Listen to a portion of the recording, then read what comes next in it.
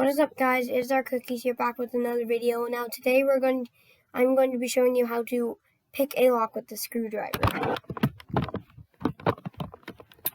Now I already have my door locked,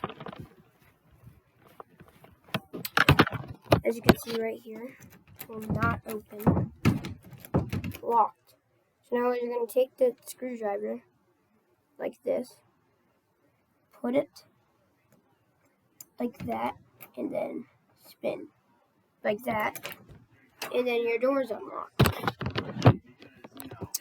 And I'll do it again, just so you have proof that it's actually locked. As you can see, twisting the knob, locked, won't move.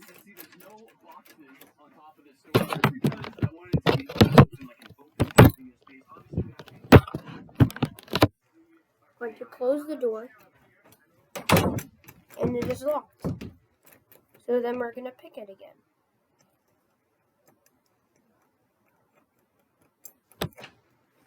Unlocked.